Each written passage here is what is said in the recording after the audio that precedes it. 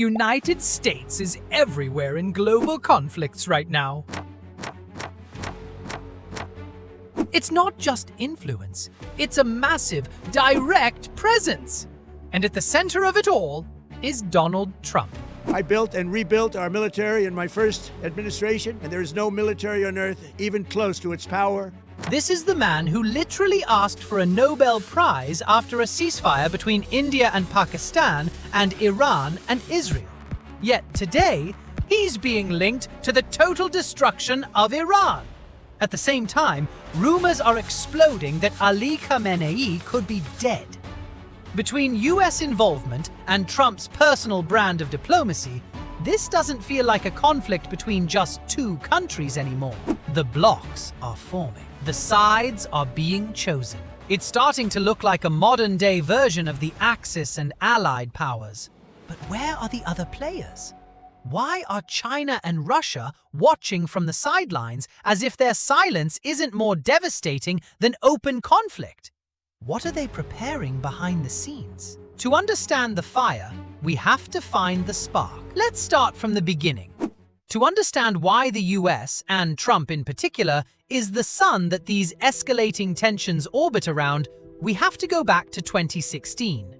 During his first campaign, Trump openly questioned NATO, calling it obsolete.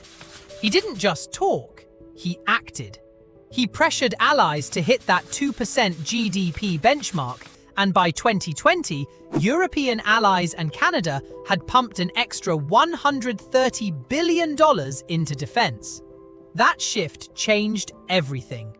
It strengthened budgets, but it exposed deep fractures over who actually carries the weight of war. In 2019, nearly $400 million in military aid, including those critical Javelin anti-tank missiles, was withheld by the Trump administration. It led to an impeachment, but more importantly, it permanently tied Trump's political DNA to the fate of Ukraine. Fast forward to February 24, 2022. Russia launches the largest conventional assault in Europe since 1945. NATO expands, with Finland joining and doubling the alliance's border with Russia by 830 miles. And through all of this, Trump stays central. He's criticizing the aid, claiming the war wouldn't have happened under him, and bragging he could negotiate an end in 24 hours. And China? China is watching all of this like a long, calculated chess match. They rely on Middle Eastern oil to keep their economy breathing. When Iran catches fire, Beijing pays attention, but it's deeper than oil. China is studying how the US handles Ukraine and Iran because it gives them the blueprint for Washington's response to a future Taiwan crisis. If the US looks overstretched, trying to manage Europe, the Middle East, and the Indo-Pacific all at once, China's timing changes. They don't rush into chaos. They study it. They wait for the weakness to show. Now, look at Iran again. Following the joint US and Israeli strikes that reportedly killed the supreme leader, Iran didn't just stay quiet. They launched ballistic missiles and drones across the entire Middle East. This is where it stops being regional. We're talking about threats reaching the UAE, Bahrain, Kuwait, Qatar, Jordan, Iraq, Oman, and even Cyprus, where a British military base went on high alert. Suddenly, the UK is in the mix. Now, another nuclear-armed Western power is directly connected to the conflict. You see how fast this spirals? It's not just tanks, it's cyber warfare, drone interceptions, and military bases across 10 countries going dark at the same time. Then there's the oil. 20% of the world's oil flows through the Strait of Hormuz. If that choke point closes, prices don't just rise, they spike. Everyone feels it.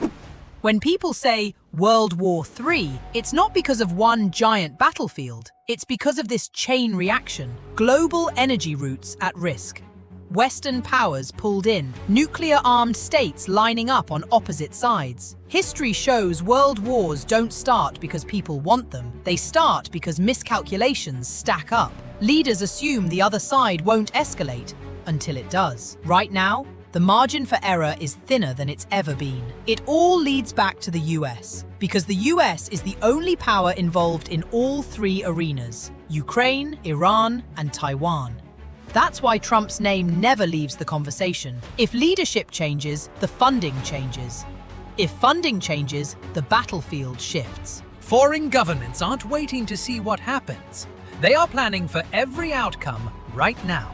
Because the real issue isn't who is fighting today, it's who shapes the next move. And when multiple superpowers are calculating at the same time, the world becomes a very unpredictable place. None of this makes sense unless you understand how Trump built the kind of power that makes world leaders calculate around him. I explained that in my previous video. Watch that next. And if you want content that connects the dots, instead of just repeating headlines, like, subscribe, and stay with me.